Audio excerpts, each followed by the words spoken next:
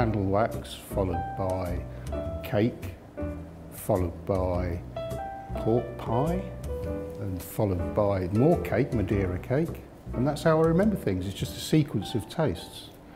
Synesthesia's probably best described, because bear in mind it's quite a complex thing that's going on there, but it's best described as a union or merging of the senses. Certainly in my case, it best describes it. It's where you get one sense is stimulated by something, say you hear something, and with a synesthete it automatically produces a response, an involuntary response, because it just happens in another sense. So for example, a synesthete may hear a colour. I didn't think I was any more unusual or normal, less normal, more normal. It's exactly the same as everybody else. I mean, why would I think differently? It's just something that's always been there. It's very natural. I've always been intrigued with the link between synesthesia and memory, and I must admit, when I went back to where I was brought up as a child, it was a really strange sensation, because I remember coming out of the tube station and it was weird because I could look around and things didn't match. I got a synesthetic taste for something that should have been there and it wasn't there anymore.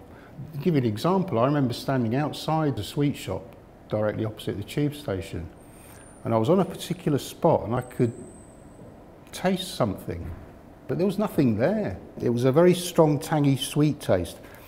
And I subsequently found out that there used to be a lamppost there. I knew it was a lamppost or something similar simply because when I looked around at the other lampposts, I got exactly the same taste.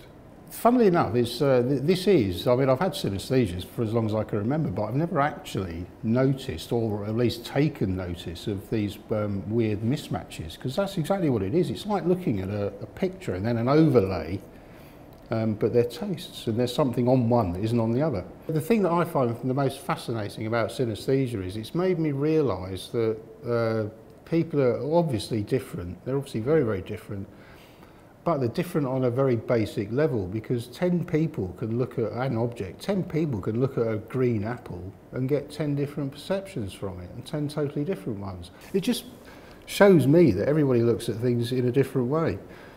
Couple that with the fact that I think everybody's got a touch of synesthesia anyway, I think it's worth looking at yourself, because it gives you the opportunity of saying to yourself, well, why don't I like this? Why do I like that?